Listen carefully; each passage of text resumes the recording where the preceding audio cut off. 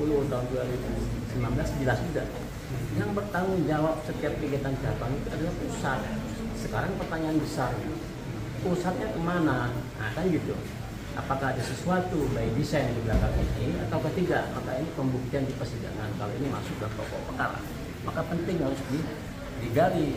Pusat harus tanggung jawab, nggak bisa dong dibebankan kepada klien kita, sementara di sana tidak dibebankan tanggung jawab pidana. Nah, kalaupun ini bukan pidana, administratif.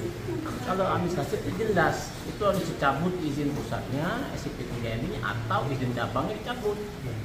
Begitu dong, nggak fair. Orang sudah berusaha, sudah mengikuti prosedur, tiba-tiba ada salah satu dokumen yang dianggap jaksa tidak lengkap, artinya ada dokumen yang lain dong. Nah, makanya dikatakan tidak lengkap, maka sanksinya administratif, bukan sanksinya pidana. Kalau itu diterapkan semua, saya jamin dan pasti tidak ada investor yang mau berusaha di negeri ini. Kalau tidak ada, siapa yang membangun negara ini kan?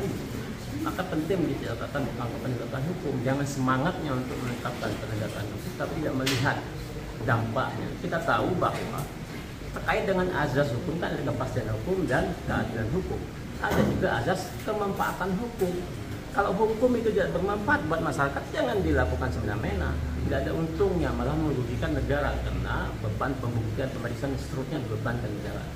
Kemudian selanjutnya terkait dengan perkara yang menurut kita pada saat proses pemeriksaan tidak didampingi oleh kuasa hukum. Kenapa dia didampingi? Dia hanya satu kali diperiksa sebagai tersangka pada tanggal 10 November 2024. Hanya 100 kali diperiksa, kemudian langsung ditahan, kemudian langsung dilimpahkan ke pengadilan. Nah, ini kan menjadi catatan. Kemudian kedua, syarat formilnya pada saat pelimpahan di pengadilan kita tidak dikasih oleh teman-teman JPU terkait dengan berkas perkara. Nah, ini menjadi menjadi pelanggaran terkait dengan penjemputan JPU. Nah, maka dari itu syarat formil di pasal 143 KUHP itu terpenuhi menurut kami.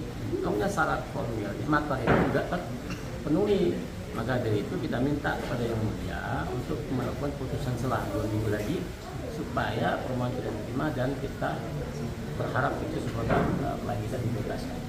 Untuk dampak CPMI ini akan di tempat ini seperti apa terkait perkara ini? Ya, barang tentu pada saat terjadi 8 November, kurang lebih lah ya, 8 November itu terjadi penggerbekan lah istilah kawan-kawan penyidik Polri. Kemudian tanggal 10 November dipanggil para pihak termasuk klien kita, kemudian diperiksa dan langsung ditahan. Tanggal 8 November itu ada 41 orang calon pekerja migran Indonesia yang dibawa oleh teman-teman penyidik. Dari 41 itu ada 14 orang yang sudah memenuhi terkait dengan akhir proses dari penempatan pekerja migran di Hong Kong. Sudah visa, sudah kerja, sudah check up kesehatan, sudah paspor dan seterusnya. Sehingga terakhir dia OPT. Nah, karena kelengkapan berkas itulah, kemudian akibat dari penegakan hukum, mereka tidak bisa terbang ke luar negeri. Padahal tiket sudah siapkan. Nah, ini dampaknya sangat luar biasa bagi teman-teman korban ini. Maka saya bilang, jaksa gagal menguraikan siapa korbannya. Dia tidak menguraikan dakwaan siapa korban sebenarnya.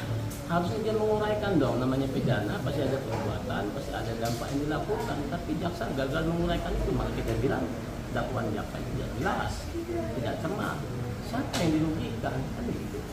Nah, ini dampak ini sehingga orang-orang itu kalau TMI tidak bisa berangkat. Ini mereka pulang ke kampung masing-masing, sementara mereka sudah beberapa bulan di sini untuk tujuannya untuk bekerja ke luar negeri. Harapan yang dengan adanya jawaban tadi